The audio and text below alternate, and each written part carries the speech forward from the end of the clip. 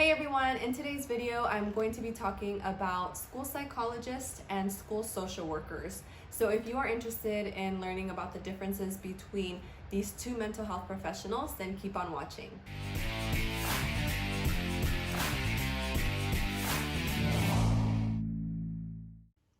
So before I get started, I do want to say that the job responsibilities and the job descriptions may be a little bit different depending on the state that you're in, the county, the school district that you work for. So keep that in mind. I will be putting some resources down in the description box in case you guys need additional information or clarification on something.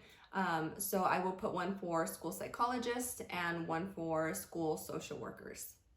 So let's go ahead and get started. School psychologists and school social workers are mental health professionals that work in public and or private schools, and they both have the goal of helping students succeed emotionally, socially, and academically. Both of these professionals also advocate for children and their families, so they speak up for these children and make sure that they are getting the support that they need.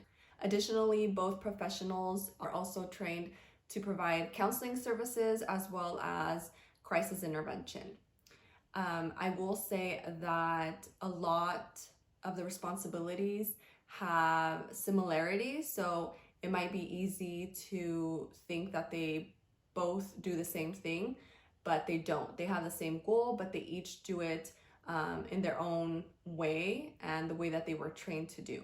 So let's go ahead and get into some of the responsibilities and the duties that each profession has so you guys can get an idea of the differences between the two. So school psychologists focus a lot more on psychological assessments, and they are in IEP meetings, they provide crisis intervention, they do a lot of data collection, and they work with teachers and administrators to modify problem behaviors, identify needs and modifications that need to be done in order for a student to succeed in the classroom.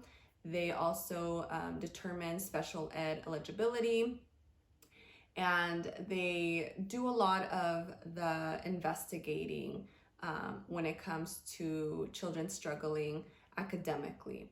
They also provide counseling, like I mentioned, and they also do crisis prevention and intervention as well.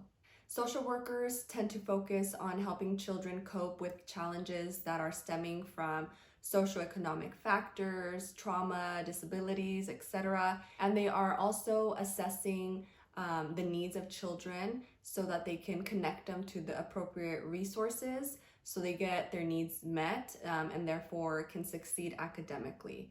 Some of those resources may include health care services, food stamps, if they're homeless, connecting them to the appropriate resource so that they can get a place to live, and things like that. So basically, they provide social services to students who have issues that go further than the classroom.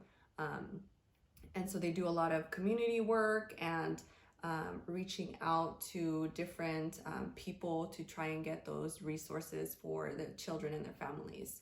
School psychologists and school social workers do collaborate with each other, for example, in IEP meetings or when they have the same child on their caseload. It is important for mental health professionals who work in the same school to actively communicate and work together, especially if they have the same students. As far as education, both professions do require a master's degree. So if you want to be a school psychologist, you would get a master's in school psychology.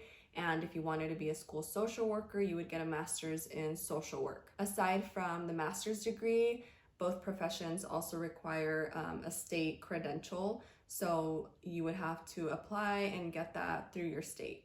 I know my previous video, school psychologist versus school counselor, I didn't mention pay. However, I found the US Bureau of Labor Statistics page and found some information as far as pay. So I will share that with you guys, and I will link it down below in case you guys want to look into it. They don't specify school psychologist or school social worker. They just have it as psychologist and social worker.